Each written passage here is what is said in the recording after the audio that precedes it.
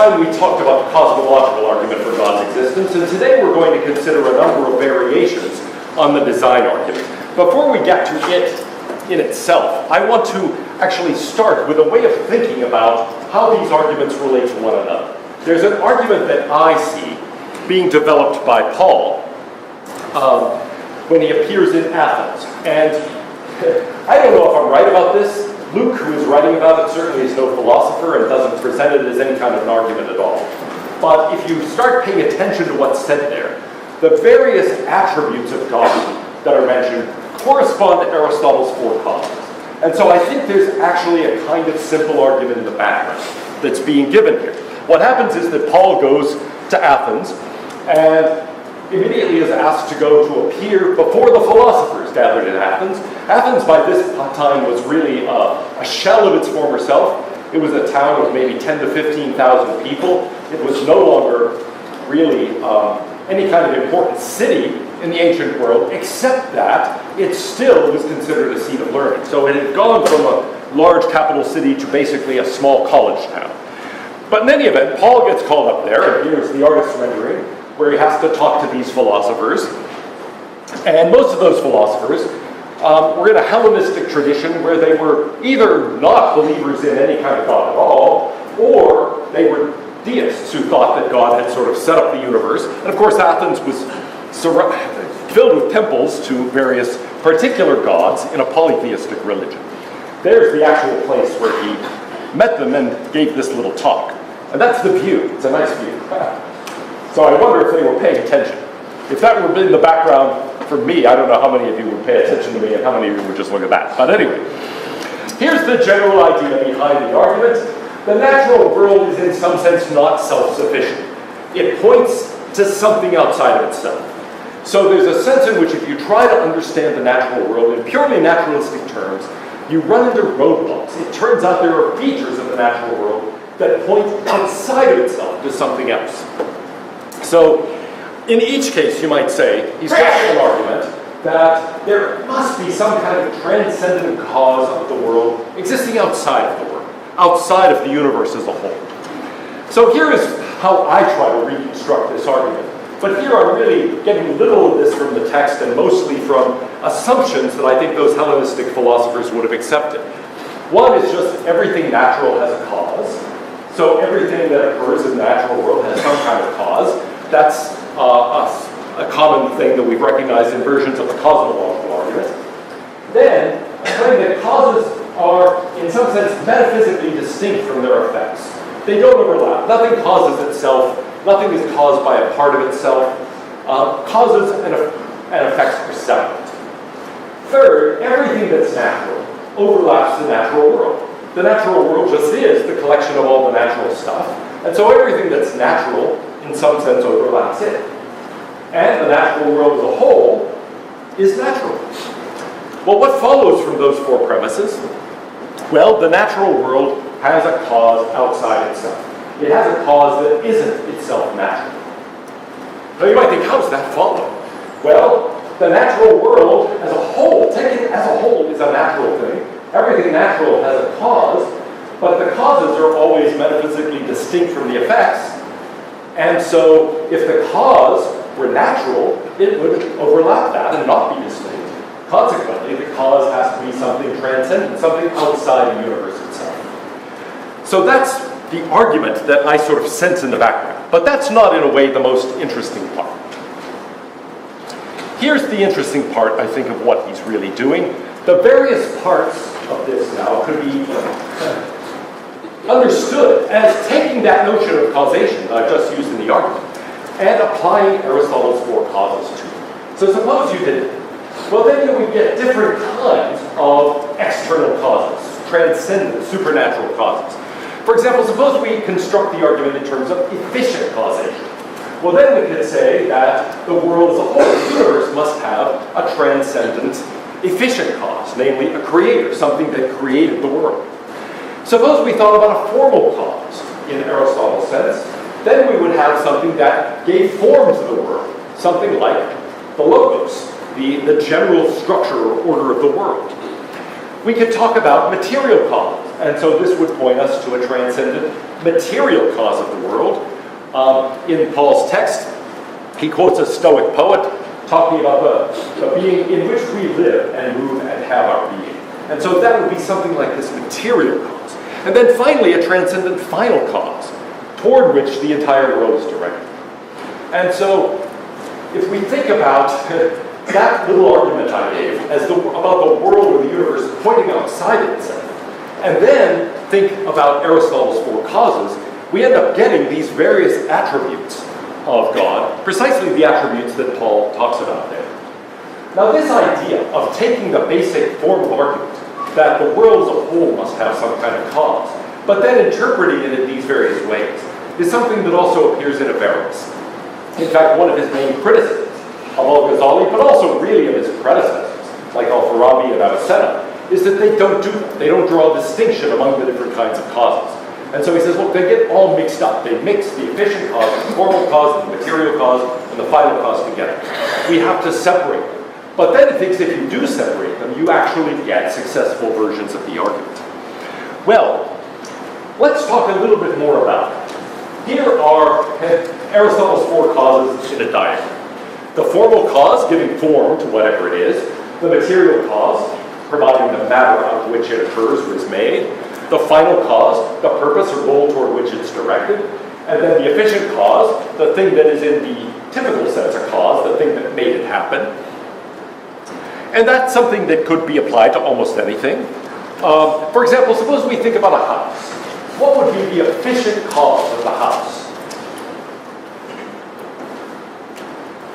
Yeah. Well, to give shelter to people. That's the final cause. That's the purpose. That's the thing it's directed toward.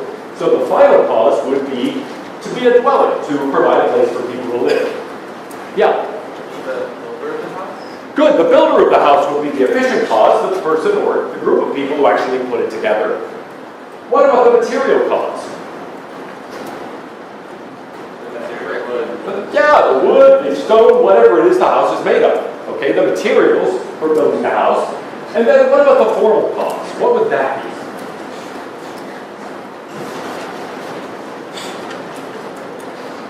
Yeah. Would the formal cause be how we talk about it, like sort of? I mean, not how we talk about it, but like the structure. I mean, you've already said that already. Well, good. What specifies the structure or form of the house? The blueprints, the architectural plan, exactly. And so we could think, with respect to a house, the formal cause is going to be something like the architectural plan, the design. The efficient cause will be the builders. The final cause will be to be a dwelling. And the material cause will be the stuff out of which it's made.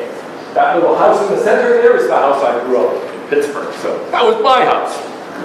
Anyway, now, what about the universe? What would be the efficient cause of the universe? What could be its material cause? Something within which the entire universe occurs. What would be its final cause or its purpose? What could be its formal cause, giving structure or design or plan to the entire universe?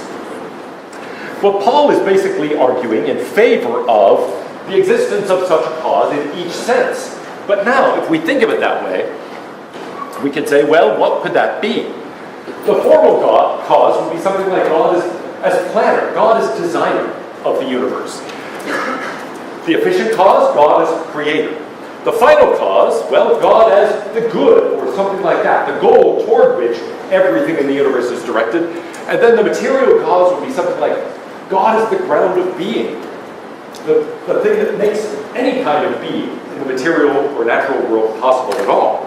So that would be the sort of general structure, and now we could focus on different aspects of this. For example, the cosmological argument we might see as really an argument about efficient causation, about this idea of God as creator, God as first cause, or as prime mover, or as the necessary being. We can also construct an argument based on the idea of the formal cause, God as designer or planner of the universe. And that's precisely what the design argument does. It is something that focuses on that idea of God as planner. Often it's called the teleological argument, which is somewhat misleading because here the goal, telos is Greek for goal, is really the final cause. And so versions of the design argument may have elements of that too. Now, that suggests then, different dimensions of God. Now, here's the problem that Paul immediately faces. Why should we think that these are the same being? In fact, the Greek polytheists would say, so far I'm totally with you, except I think it's different gods who do this. Right? Maybe Zeus is the one who creates the world, but it's Apollo who's giving it form, and so on and so forth. There are different gods corresponding to these different roles. And so, why think that they're the same being? Well, one thing is, it's the simplest explanation. Instead of having a bunch of gods, you just have one. But there's another, and I think deeper reason that is, which is, look, if there's more than one, they have to cooperate with one another.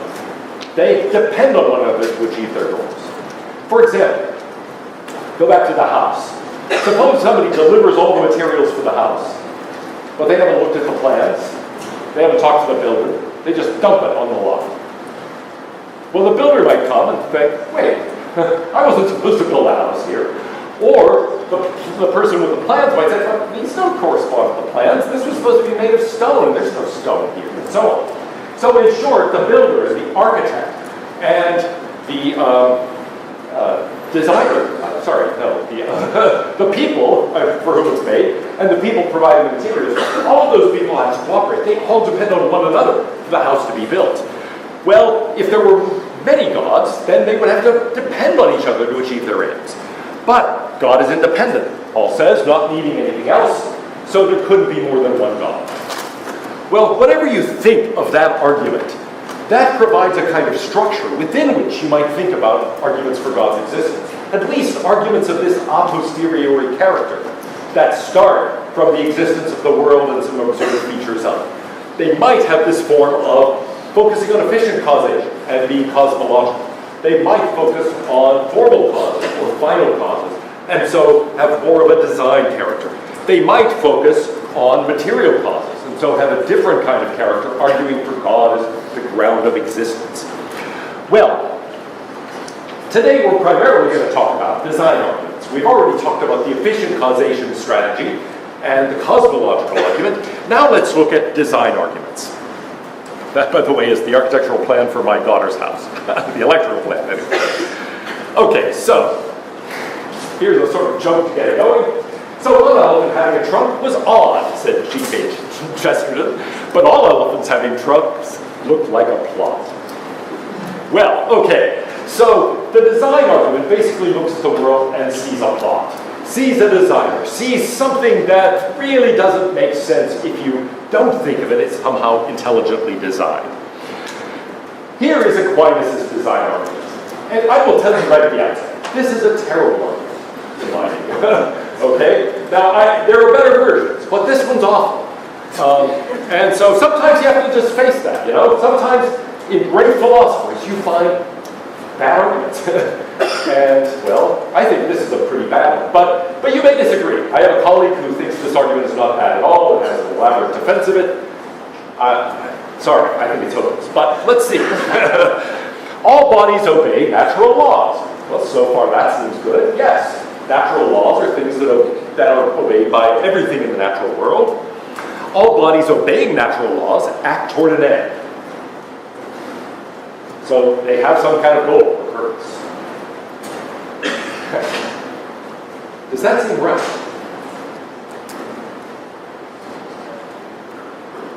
Yeah.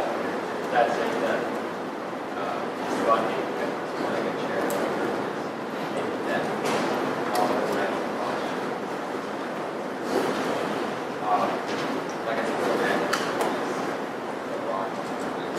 Oh, all right, good. Yeah, everything that obeys natural laws is supposed to have a purpose according to this. So if we think of things that are artifacts like chairs, that doesn't seem so strange. Chairs do have a purpose. On the other hand, what about a rock? A rock obeys natural laws. You drop the rock and you can calculate the rate at which it falls, and it should correspond to Galileo's law. On the other hand, you say, so that rock has a purpose. Well, Aristotle thought it did. That rock had a home. It had a natural spot in the universe. And what's happening when you drop it? It's trying to go home. It wants to go home. It's at the center of the universe. Well, actually, the center of the earth. And it's trying to get there. Okay? but now that doesn't seem very plausible to us. So you would have to think that everything, electrons, protons, neutrons, rocks, bodies of water, and so on, are all acting toward an end. And that really seems surprising. Yeah? What if that end was merely existence? Well, you could say, wow, what's that rock doing? I don't know, whatever it is, it's doing it right now. I mean, it's being, right? And so its goal is being, and it's doing it, yay, rock! You could think that, and I'm sort of making fun of it here, but there might be ways of understanding what it is to act toward an end, where you would say that, look, I mean, things that are obeying natural laws are doing what they do, right? And you might say, so their purpose is to do what they do. Maybe it's being, maybe it's following when dropped. You can specify that in a variety of ways. So there might be a way of making this make sense. Yeah. I just wanted to ask a question of clarification. In his Summa Theologica, I thought Aquinas makes a distinction between rational creatures and irrational creatures, humans being rational, right, and therefore being driven by natural laws, whereas irrational, inferior creatures such as animals and so forth don't have natural laws. And if that's true, but then also this notion of end, I was thinking that end, according to Aquinas, is blessedness, which isn't something that we can realistically obtain according to natural laws, therefore we need divine laws, something that's given by revelation in Scripture. Okay, yeah. I mean, certainly he draws a distinction between rational and irrational creatures. On the other hand, here we're talking about all bodies, okay, not just rational beings or just the irrational. He's saying this about everything. Now, even if you thought, I mean, what if the argument presupposed that the end is blessedness in communion with God? First of all, that's kind of a bad starting point for an argument for God's existence, right? It's like, here, I'll prove to you that God exists. Everything has its ultimate purpose. Blessedness and communion with God. You might think, well, wait, if I don't already believe that God exists, why would I believe that? So there are certain things that you might think, but it would really be cheating to use them as premises in this argument. Because after all, we're trying to show you that God exists rather than presuppose that. So we better not assume it, even subtly, in using a term like that. Now, whatever we say about acting toward an end here, the conclusion is all bodies act toward an end, okay, including those that lack awareness. Now, it would be fairly easy to argue that rational creatures act toward an end. After all, what rationality is, you might think, is using certain means to obtain your ends. And so a rational creature, of course, acts toward ends. But what about just a rock? Something that lacks any kind of awareness. In what sense does it act for an end? Well, he thinks it does, okay? Now, they act toward a goal, however, only under the direction of someone aware and intelligent. So consider, something that is like this. Here is something that is unaware, this key. On the other hand, it does act toward a goal. This key is for something, okay? It's actually a master key. Let's be in any room in Wagner Hall. But that's something that is its goal, its purpose. And so this is something that has a purpose. And how does it do it? Well, it acts under the direction of someone aware and intelligent. Me, if I'm using it to open the door, but also is crafted by someone aware and intelligent so that it could fulfill that purpose. So if I'm looking at an artifact like a key, this seems very plausible. Or a piece of chunk. That's an artifact too, a very simple one, but it acts under the direction of someone aware and intelligent and was made by someone aware and intelligent for a given purpose. However, what about a rock? What about Mount Everest? Was Mount Everest made by somebody? Is it acting under the direction of someone aware and intelligent?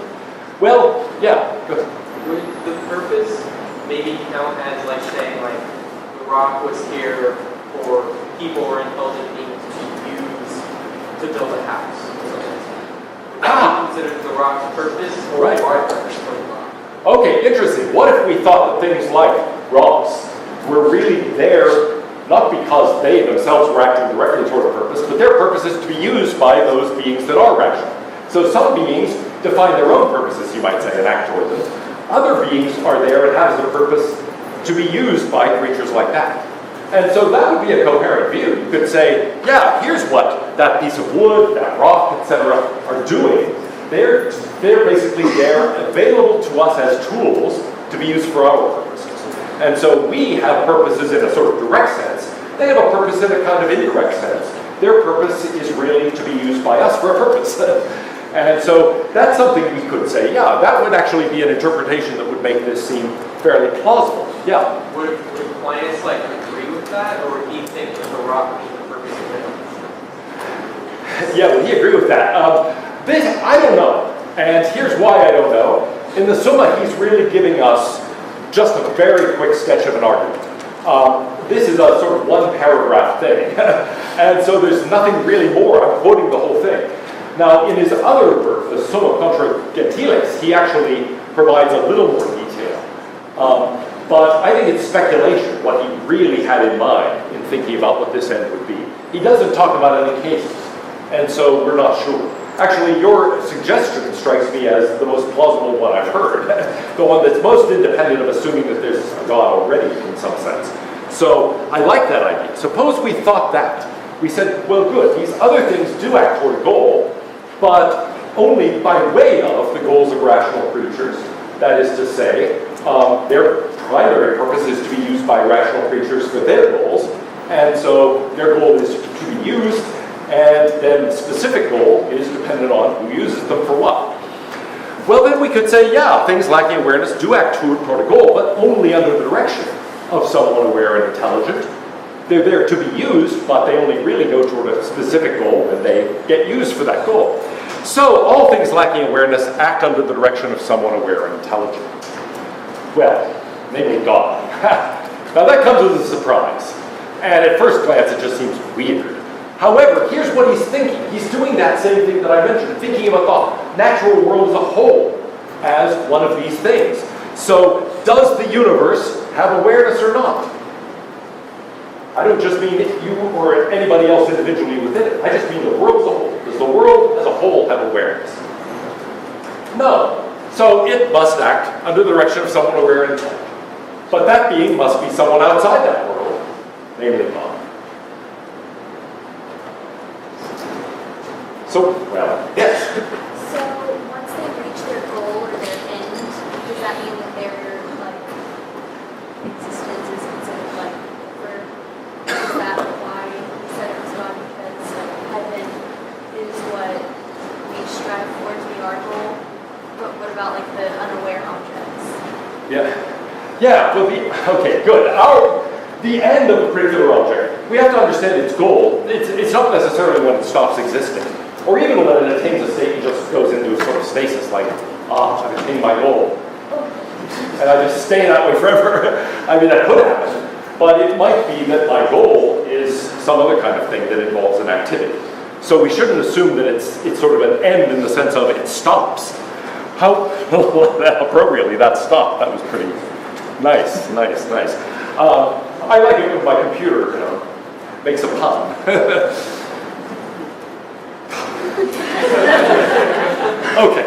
Well, anyway, but yes, suppose we thought that about the universe as a whole, it lacks awareness. So according to this, it's something that is to be used by something. Okay? If we think of rocks and trees and so forth that is there to be used by somebody for a particular purpose, then we could think the universe must be there to be used by some being that is not contained within it for a particular purpose. And that being would have to be God. So God would be determining some overall direction, some overall goal for the entire universe. And that, you can see how this really is a final cause type of argument. Things being directed toward a purpose. And so we're going to look at an argument in a moment that concentrates more on the designer side. But this one is really about the final cause, the goal. And here the idea is that there must be some being outside of the world that is actually determining that goal. So if we think of this as something like Paul's argument applied to the final cause, I think it makes sense of what he's doing. The part that seems strange is that he's developing it by looking at the individual parts and making rather bold claims about them, and then moving to the whole. But in a sense, that's exactly what Paul does too. If my reconstruction is right, he's basically saying, well, look, everything has a cause, in whatever sense. In this sense, it would mean has a final cause, has a purpose. And so really, the weakness that I was worried about there may be already hidden in that little argument, because we've got to assume that things in the natural world do have final causes. So, Anyway, I'm not sure if that helps to answer your question. But in thinking about the larger thing, it's not that the universe would stop. It's really rather that the idea would be the universe is really directed by someone outside the universe, if it's like all the other things in the universe. Okay, so, yeah, since the universe as a whole lacks awareness, I already said this part, it as a whole must be acting under the direction of someone aware and intelligent, namely God, who is specifying its purpose and basically is there to be used for the purposes of that being the transcendent. Well, gosh, see, a moment ago I thought this was a terrible argument. Now you've all convinced me that maybe it's not so bad.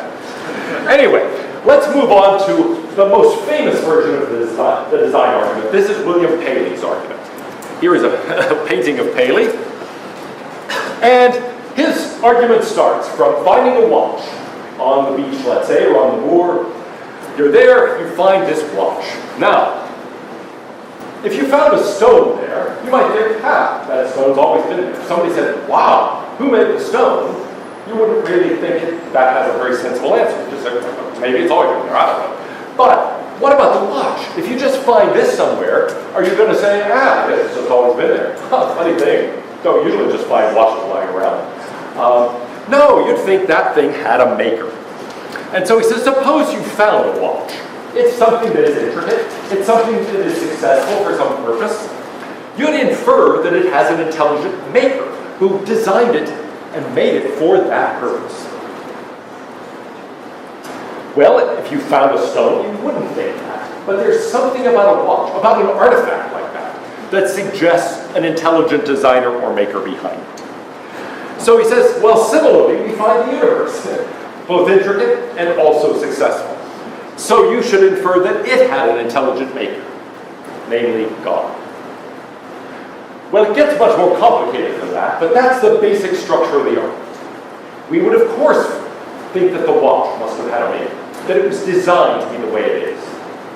We don't find it hard to distinguish things like that are human products from things that are just naturally occurring. Well, he says, look at the features of things that we take to be products of human activity. The universe shares those same properties. So the argument is basically going from something to concluding that it's an artifact and then concluding that it must have a design.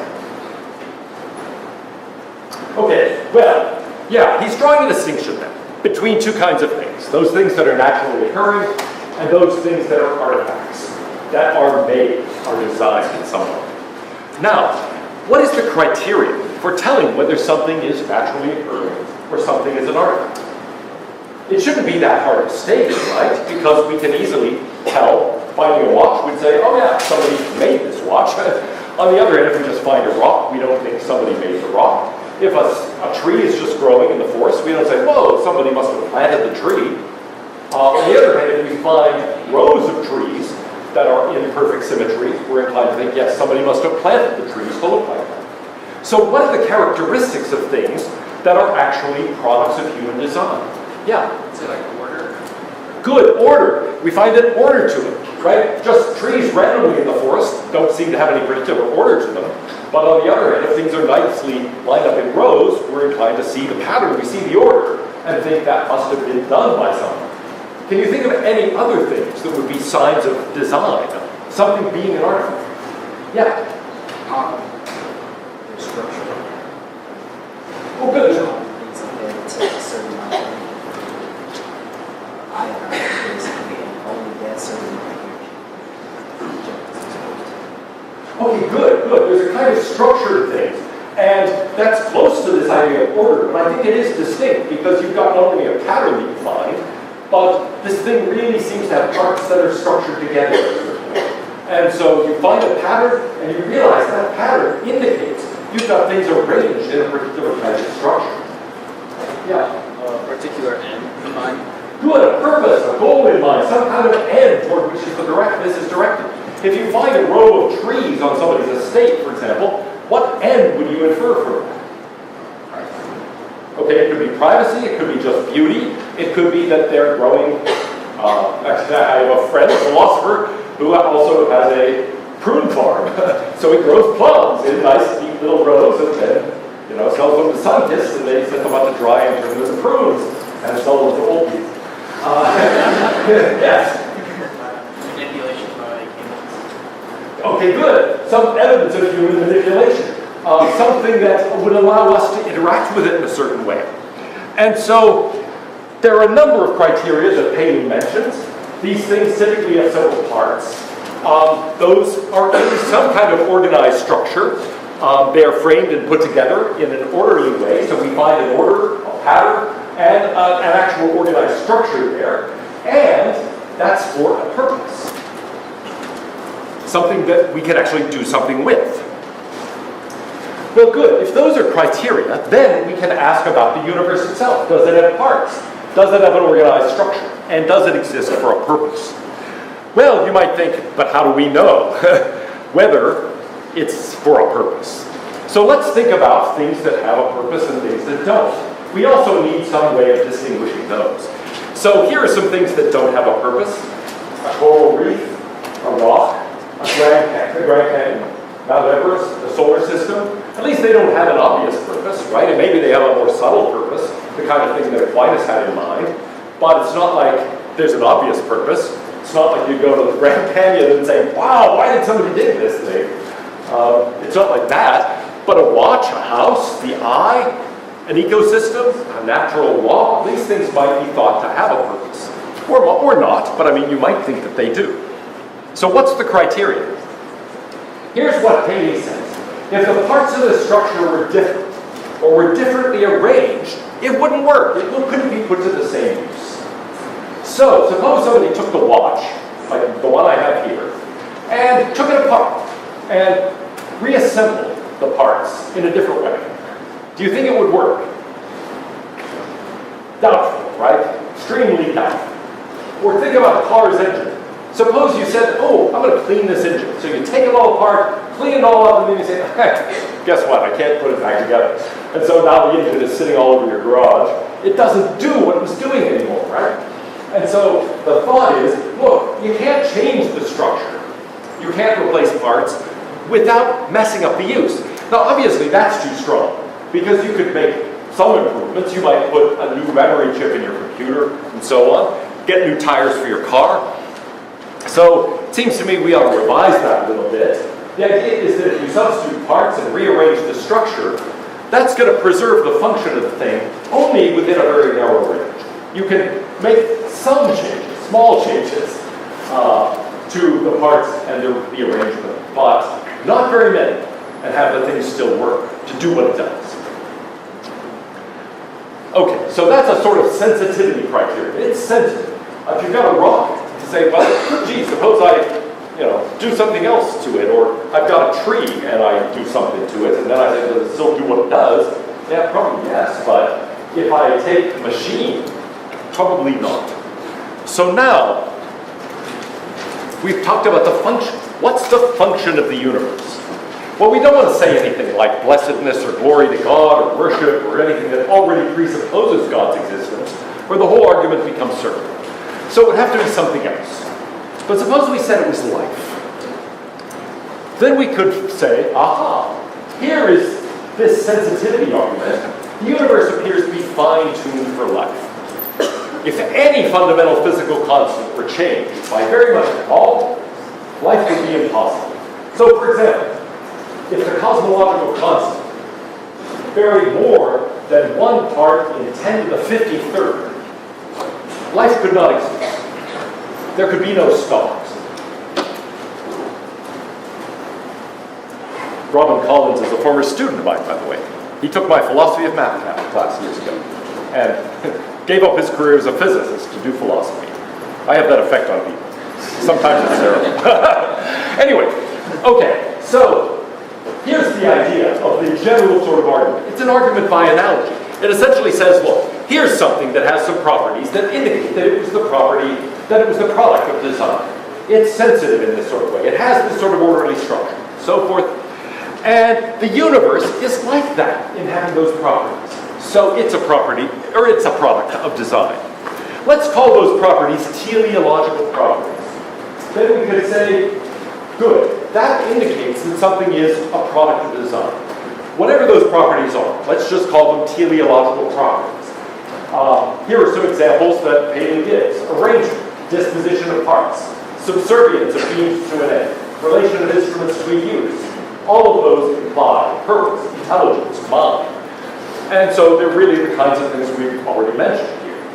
And so I've listed some of them here. That sort of sensitivity, having an order or pattern, a structure, being intelligible, being able to be used for a purpose, maybe a certain quality or excellence to it, conveying information, maybe the kind of beginning that it has a beginning. If it's eternal, maybe that's more problematic.